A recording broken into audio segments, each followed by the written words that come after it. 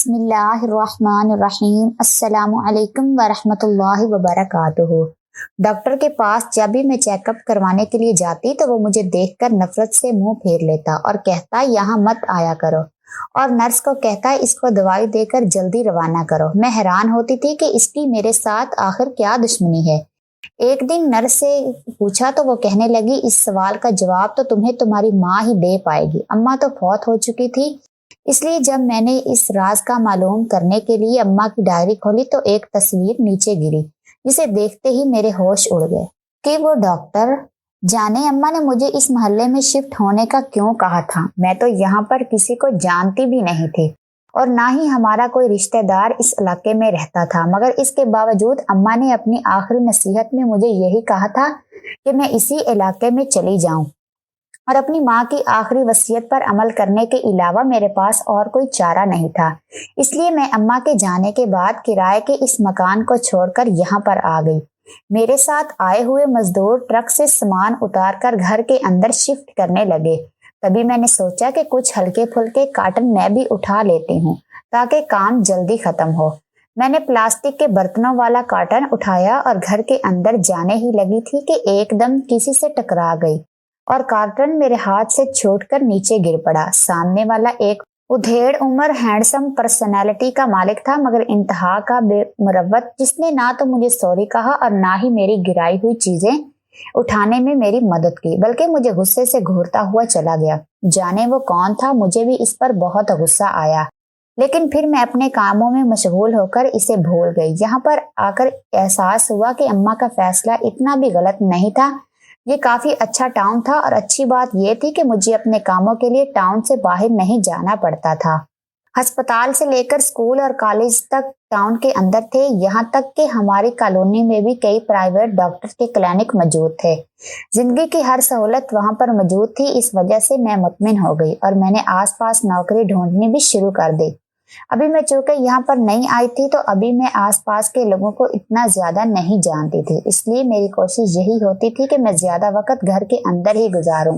ایک دن میں پھر سے نوکری کی تلاش میں گھر سے باہر نکلی تھی کہ اسی کھڑوس آدمی سے پھر میرا ٹکراؤ ہو گیا، جس سے آتے ہی یہاں پہلی بار میری ٹکر ہوئی تھی۔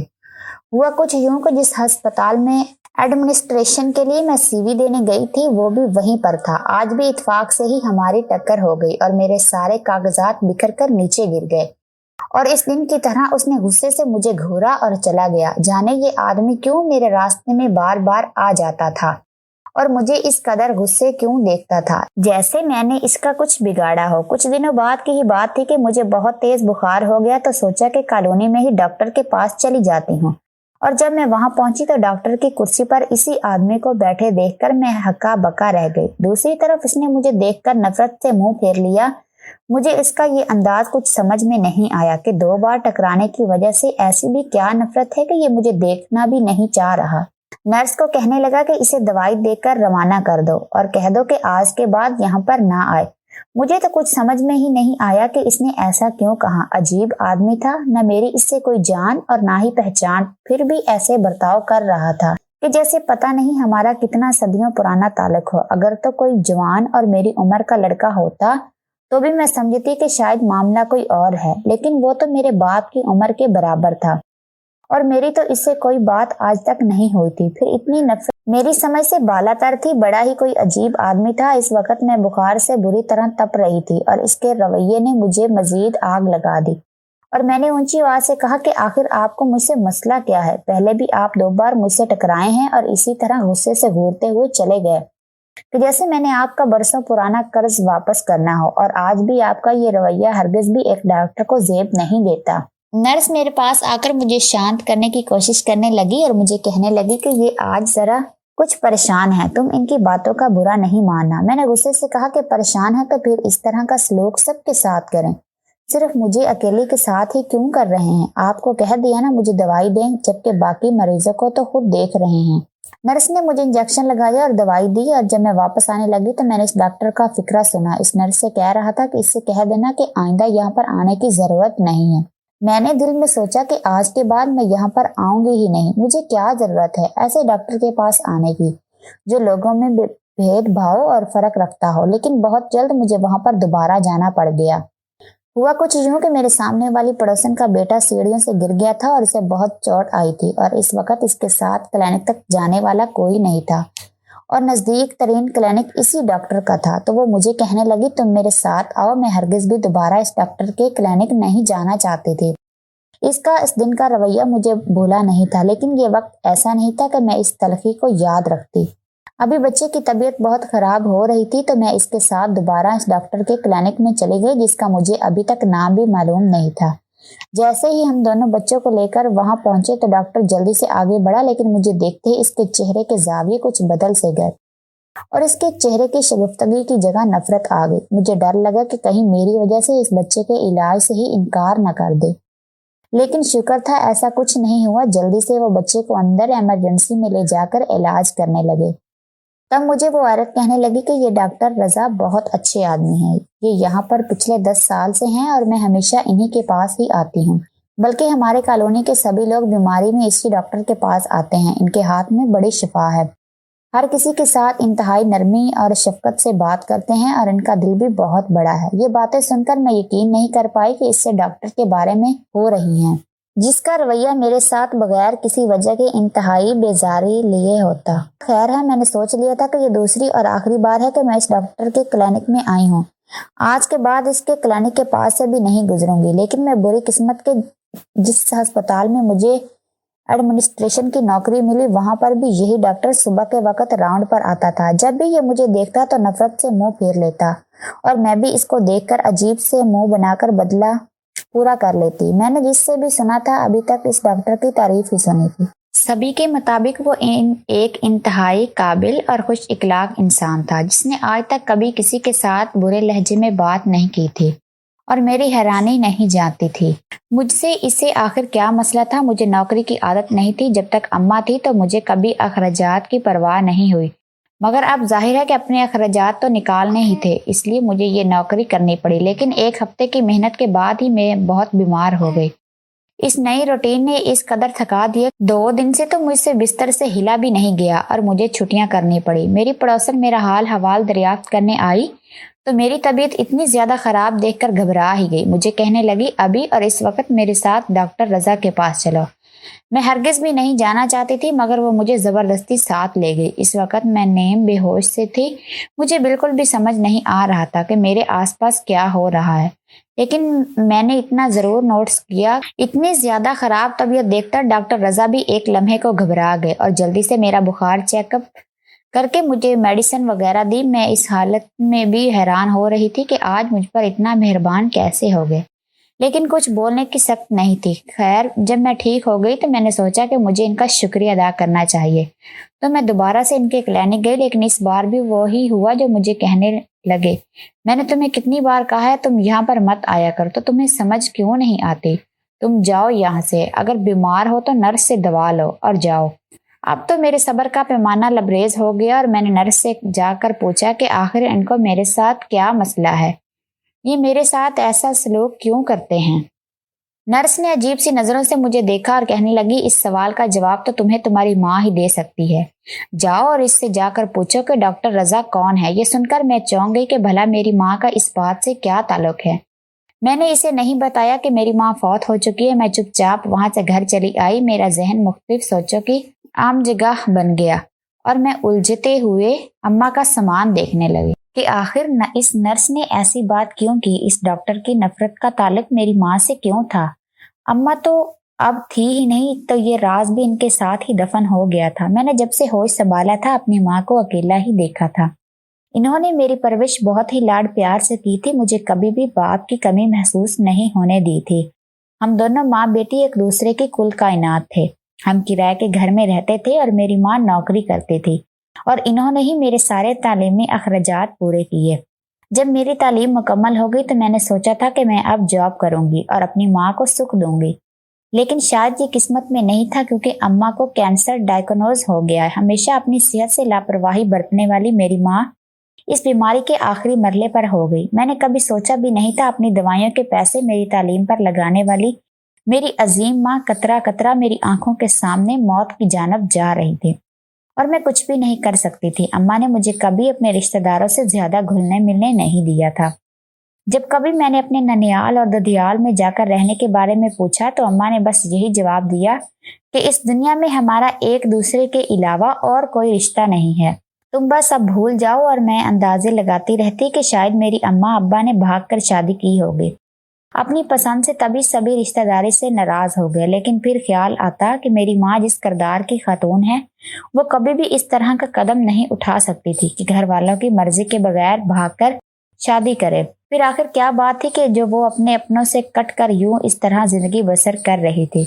मैं कई बार मुतजस्सिस होकर माँ से पूछती, लेकिन मुझे कोई जवाब नहीं मिल पाता।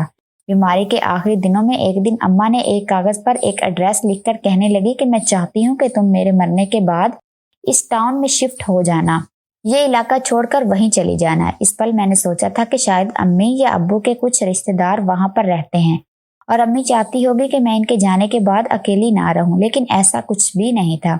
मुझे यहाँ पर अम्मा ने क्यों और किस लिए भेजा था मैं नहीं जानती थी। मेरे यहाँ आने से हफ्ता पहले ही अम्मी का इंतकाल हो गया था। अगरचे मेरे पुराने मोहल्ले के लोग बहुत अच्छे थे और मेरी सारी जिंदगी वहीं पर गुजर रही थी और मेरा दिल नहीं चाहता था कि मैं वहां से कहीं और जाऊं, लेकिन अम्मी की आखिरी ख्वाहिश का एहतराम भी जरूरी था, तो मुझे यहाँ पर आना पड़ा। मैं अम्मी के सामान को देखने लगी कि शायद इसमें से मुझे कोई ऐसी चीज मिल जाए कि मुझे अम्मी के माजी के बारे में मालूम हो सके।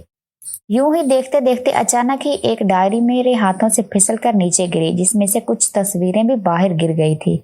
इन तस्वीरों को मैंने पहले कई बार देखा था, वो मेरी अम्मा की जवानी की तस्वीरें थी, लेकिन इस बार एक ऐसी तस्वीर थी जो आज से पहले मैंने कभी नहीं देखी थी। वो अम्मा की ही थी, लेकिन कोई और भी इस तस्वीर में अम्मा के साथ था। कोई मर्द खड़ा था, इन दोनों के गले में हार थे। मैं अचानक खुश हुई कि शायद ही अम्मी की शादी की तस्वीर है, लेकिन जब मैंने ध्यान से इस मर्द की तस्वीर पर गौर किया तो एकदम से मेरे हाथ से वो तस्वीर नीचे गिर गई और मेरे होश उड़ गए। डॉक्टर रजा की जवानी मेरी आंखों के सामने घूमने लगी। वो डॉक्टर रजा की ही तस्वीर थी। इस तस्वीर का क्या मतलब था मैं कुछ समझ नहीं पाई। तस्वीर तो ऐसा लग रहा था कि जैसे निकाह के वक्त की हो। तो क्या मेरी अम्मी का इस डॉक्टर से निकाह हो चुका था और क्या वही मेरा बाप था? लेकिन ऐसा कैसे हो सकता है? अम्मी ने तो मुझे बताया था कि मेरे पैदा होने से 1 महीना पहले ही मेरे बाप की वफात हो गई थी। फिर ये शख्स मेरा बाप कैसे हो सकता था? दूसरी तरफ ये भी जहन में आ रहा था कि शायद अम्मा ने मुझे डॉक्टर रजा की वजह से ही यहाँ पर शिफ्ट होने के लिए कहा था, लेकिन आखिर क्यों और किस लिए?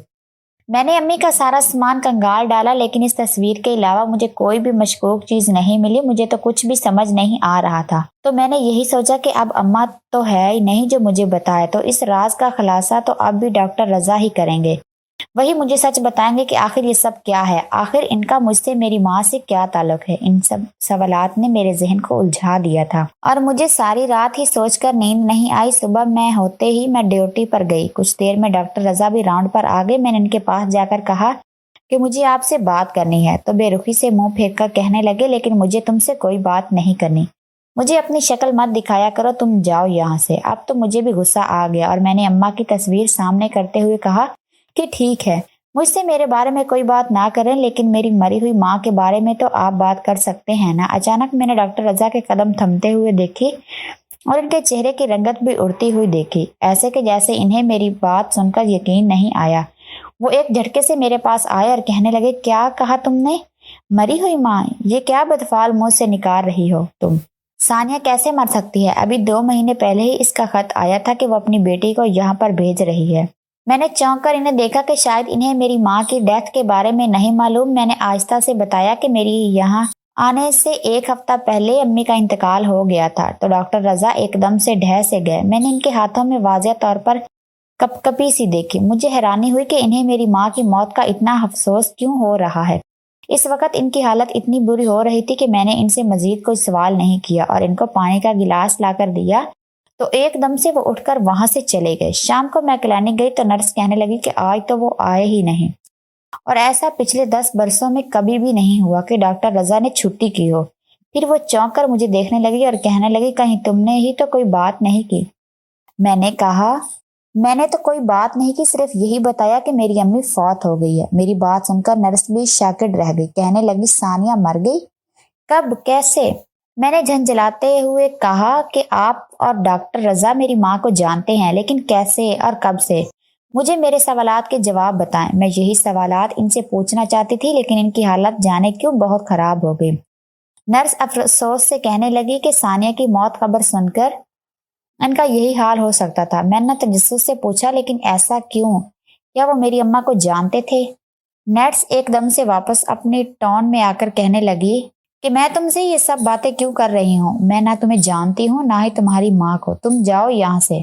ڈاکٹر رضا کی مرضی کے خلاف ایک لفظ نہیں بتا سکتی، اس کا مطلب تھا ضرور تو ماضی کا کوئی ایسا راز تھا جس سے یہ دونوں ہی واقف تھے اور میں لا علم تھے۔ میں نے اسے کہا تو تمہیں مجھے سب بتانا ہی ہوگا۔ تھوڑے اصرار کے بعد وہ مان گئی اور کہنے لگی میں شروع سے ہی ڈاکٹر رضا کی اسٹینٹ رہی ہوں، پھر میں نے نرسنگ میں ایڈمیشن بھی انہی کے کہنے پر لیا۔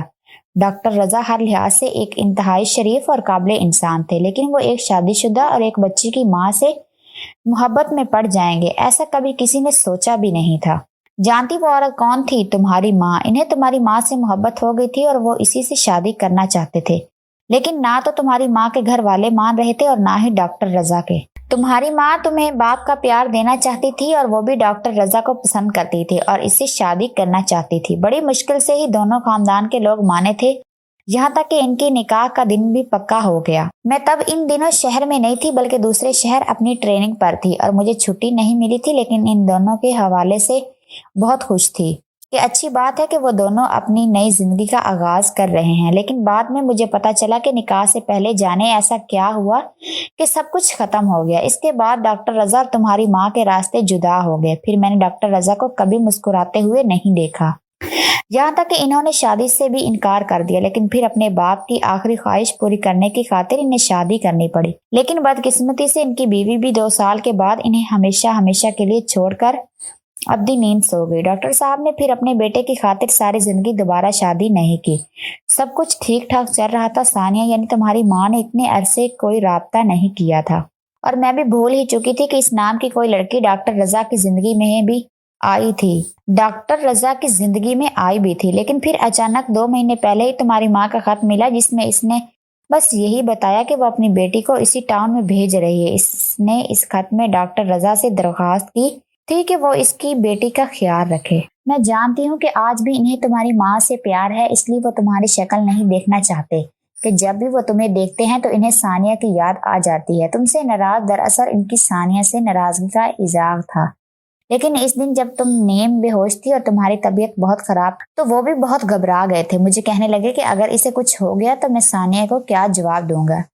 میں یہ سب سن کر دنگ رہ گئی تھی۔ محبت کی ایسی کہانی تو نہ میں نے کبھی سنی تھی اور نہ ہی دیکھی تھی، لیکن بات ابھی بھی ادھوری ہی تھی۔ مجھے یہ جاننا تھا کہ آخر امی اور ڈاکٹر رضا کا نکاح کیوں ہوتے رہ گیا۔ کچھ دنوں کے بعد ڈاکٹر رضا نے مجھے اپنے گھر پر بلایا اور کہنے لگے تمہاری ماں نے تمہاری ذمہ داری مجھے دی تھی کہ میں ہمیشہ تمہارا خیال رکھوں، تو میں چاہتا ہوں کہ تمہیں اپنی بہو بنا لوں تاکہ تم ہمیشہ میری نظروں کے سامنے رہو۔